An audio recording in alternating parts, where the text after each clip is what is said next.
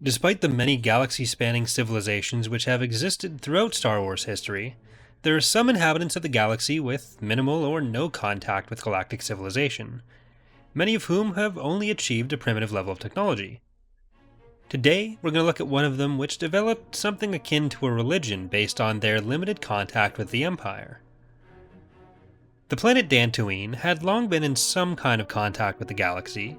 After its first mention in Episode 4 as a remote location, like most movie references, the expanded universe began to take the planet and run with it. Most notably, it became the home to a Jedi enclave in Knights of the Old Republic, and even a site of a battle in the Clone Wars. Despite this, the primary indigenous species of the planet, the Dantari, tended to be isolated from off-world elements. Some contact did happen between specific tribes and the rest of the galaxy, but others remained almost entirely isolated. In the Jedi Academy trilogy, about 11 years after Yavin, some guy named Luke Skywalker visited a planet named Eol Shaw to recruit Gantoris as a Jedi trainee. The small community that existed on Eol Shaw had been neglected by the galaxy and living on the edge of disaster for decades.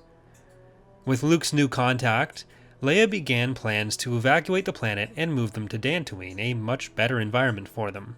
From the New Republic's point of view, the planet was essentially uninhabited. Unfortunately, while being set up, this colony was destroyed by Admiral Daala's forces in an attack involving AT-ATs, one of which was also destroyed itself. Whether they witnessed the AT-AT attack firsthand, or only found the debris afterwards, a group of Dantari began taking the AT-AT itself and other Imperial symbols as being from some sort of gods.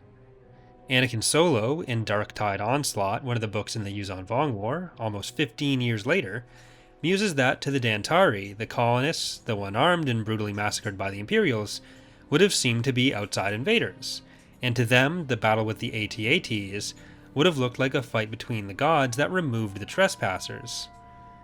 The Dantari began tattooing themselves with Imperial symbols, including the Imperial crest and also tattoos of AT-ATs. Some of the Dantari within this tribe had even tattooed themselves with the outlines of stormtrooper armor.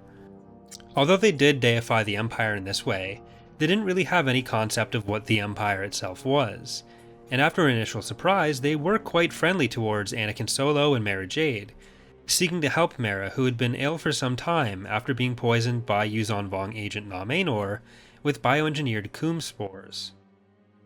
While it's not an exact parallel, the Dantari in this situation seem to have been intended by author Michael Stackpole to be modeled after a real-world phenomenon with this, where certain people with less contact with the rest of the world were sometimes exposed to elements of technology that they otherwise wouldn't have through war or other similar events. These would then get incorporated into some kind of new belief system. This was especially common on the Pacific fronts in World War II, where people who were usually left otherwise alone ended up having large military buildup right in front of them. They would also sometimes come across airdrop supplies, not really knowing exactly what the purpose of them was for. I hope you've enjoyed this look at the Dantari and their limited contact with the Empire though. As you may have been able to tell, I've been doing a reread of the New Jedi Order series recently, and there are a lot of video topics that have come from that I want to talk about, some of which including some tie-ins to the Clone Wars series, and in general some parallels I've seen between the Vong War and the Clone Wars. If you do have other ideas for videos that you would like me to talk about, please leave them in the comments, and if you've enjoyed, consider leaving a like or subscribing for more. Either way, thanks for watching and hope to see you next time.